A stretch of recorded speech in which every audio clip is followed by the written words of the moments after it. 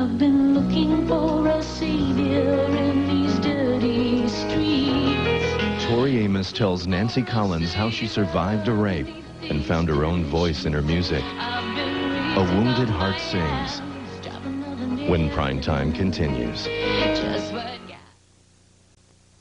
On her debut solo album, Little Earthquakes, singer Tori Amos wrote a stunning song about what it is like to be raped. You can laugh, she wrote. It's kind of funny, the things you think at times like these.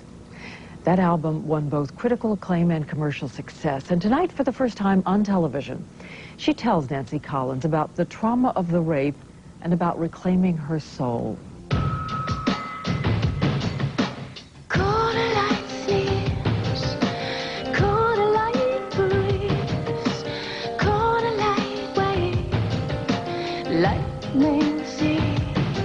What is it about the music of this tiny red-headed preacher's daughter that sells out concerts across the country? Never was a cornflake girl.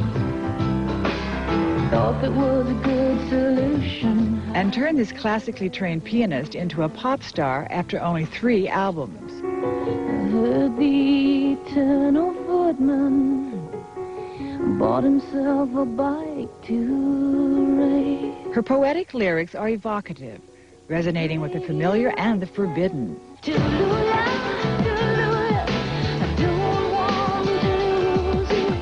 She's sensual, soul-searching, irreverent.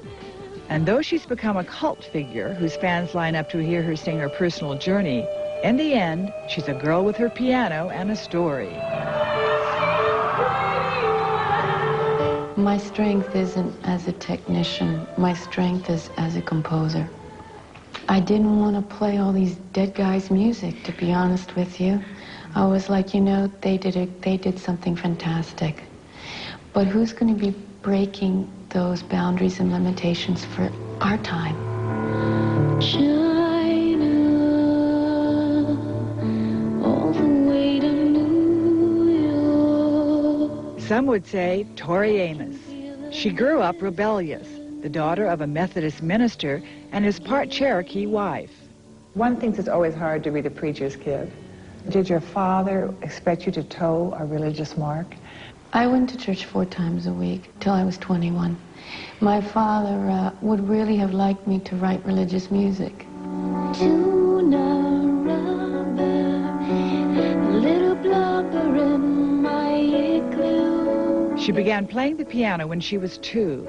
At 5, she was the youngest pupil to be accepted to Baltimore's prestigious Peabody Institute, where she learned to play Mozart and Brahms.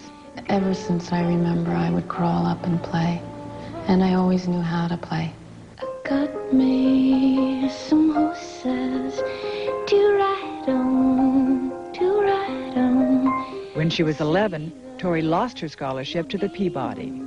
I just didn't fit in.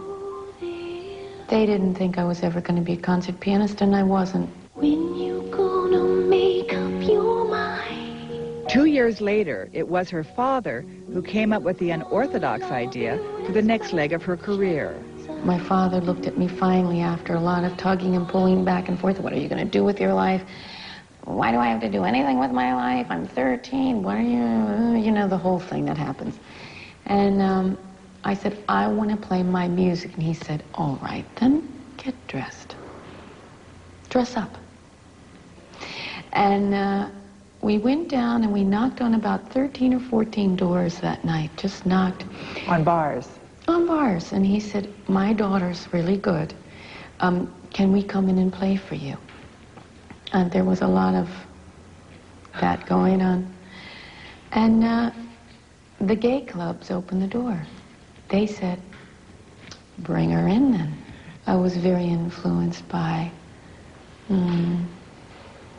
these wonderful gay men who gave me the confidence to dress up and taught me how to put on makeup and gave me the courage on, you know, how to kiss a boy. And They told you? they taught me Really? how to become a young woman. What was it about their experience that so informed you? Tenderness. They taught me about tenderness.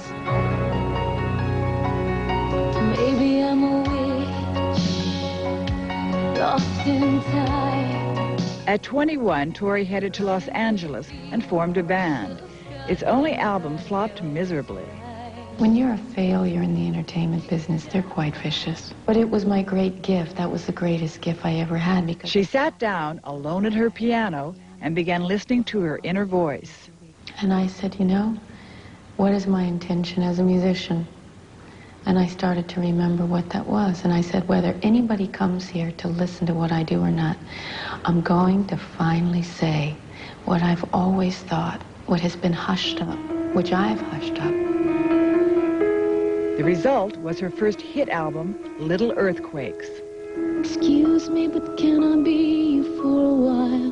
My dog won't bite if you sit real still. I got the Antichrist in the kitchen yelling at me again. I had to write that work to begin to feel like I wanted to be in my own skin again. So just feeling that was such an incredible feeling. Like, wow, I do have thoughts about things, and they're my thoughts. Silent all these years. Its centerpiece was a haunting anthem called Me and a Gun, which spoke to many women. Tori Amos sang about the time she was raped. Me and a gun and a man on my back. Though it happened in her early 20s, she never talked about it to anyone. I saw Thelma and Louise, and it brought up things that even I didn't understand. And I think there's some things that I don't want to remember. One night, after she finished playing at a piano bar, Tori offered a ride to someone she thought was a friend. Did you ever bring charges, though? Did you go to the police or anything? No. It's not that simple. Sometimes you're in a situation where if you come forth, you're nailed. The law isn't supportive of violent situations for women. Come on, I was a nightclub singer. I dressed sexy. Look, let's not kid each other. My case was closed before I began. Did you think it was your fault? Yeah, I did. Violence is such a strange experience. If you feel that kind of hate from another person, it's like it gets into your cells. It gets into every part of your being. And so I've been committing myself to becoming the phoenix out of the ashes for myself. And Me and a Gun has been a great teacher for me. It's quite a double-edged sword, that song. How so? There's a place where when I sing it every night, I'm trying to get to. Tell me what's right. Is it my right? Sometimes I get to it, sometimes I don't. Where I'm just trying to free the demons. My commitment is to crossing over that river, the river of victimhood. But you have to be in that river. You will be in that river if you've been violated. I'm really at a place where I believe you can heal. You can heal and yet not forget. And it's a new way of thinking. So when we died, I tried to cry. These days, the healing continues on tour. She and her tightly knit crew will be delivering the gospel, according to Tori, for the next 6 months. Just a girl and her piano on the road. How do you feel about your piano? The piano was very much my identity for a long, long time. Now, I feel like we're partners. I think the real musicians, the real the ones that feel it in their soul, hear their instrument speaking. Silent all these years.